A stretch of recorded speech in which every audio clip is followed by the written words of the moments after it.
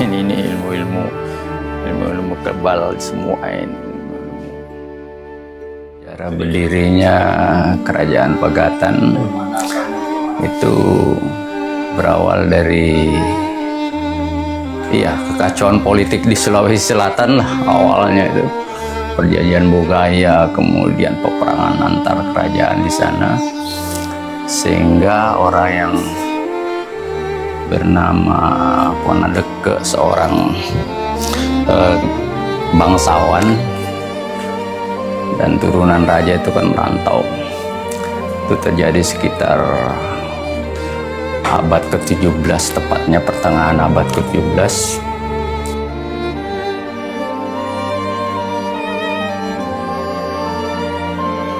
Lontara Bugis Makassar memang dikenali dengan sistem aksara yang digunakannya sendiri, yang kemudian disebut dengan aksara Lontara.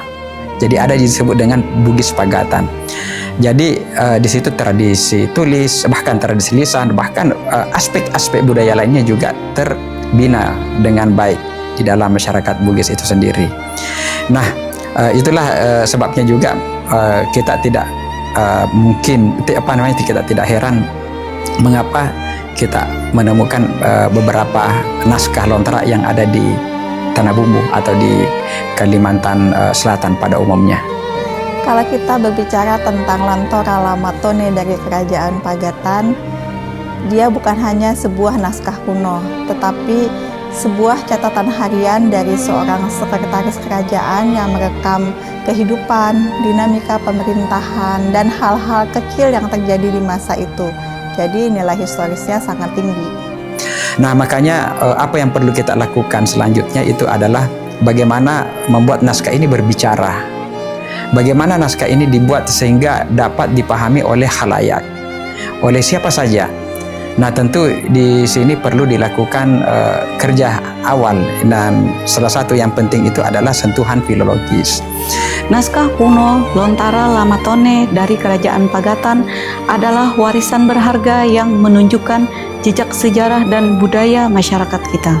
Melalui program penelusuran dan pelestarian ini, kita ingin memastikan naskah tersebut tetap terjaga dan tidak hilang di telan waktu.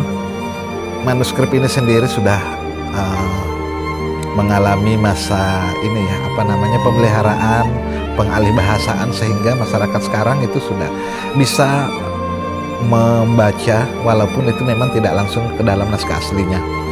Nah, dalam rangka pemeliharaan manuskrip ini sendiri tentunya tidak sembarangan ya, karena manuskrip ini kan sudah lebih dari 50 tahun memiliki kondisi-kondisi fisik yang sangat rapuh. Karena itu kebanyakan dari manuskrip yang ada, terutama di wilayah Kalimantan Selatan, itu disimpan di perpustakaan. Tentang sejarah Pagatan memang tidak panjang. Itu ada sekitar 2 halaman yang terletak di bagian tengah naskah. Itu memberikan informasi bahwa Kerajaan Pagatan itu dibangun sekitar di tahun 1750-an. Dibuka oleh Ponadeke, kemudian atas seizin Raja Banjar, dan akhirnya kisahnya itu berlanjut sampai ke bagaimana kisah Raja pertama Lapangewah. Assalamualaikum warahmatullahi wabarakatuh. Saya Trilogi Cahyadini, Kepala Pusat Konservasi dan Alih Media Bahan Perpustakaan Nasional, menyambut baik kedatangan kawan-kawan dari Dinas Perpustakaan dan Arsip Tanah Bumbu dalam melestarikan koleksi naskah yang ada di Tanah Bumbu.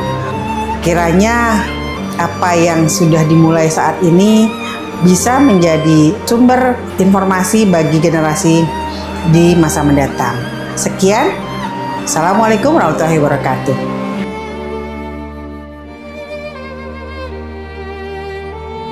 Kami berharap upaya ini tidak hanya menjaga peninggalan sejarah, tetapi juga menumbuhkan rasa bangga dan cinta masyarakat Tanah Bumbu terhadap warisan leluhur. Inilah langkah kecil kita untuk merawat identitas daerah.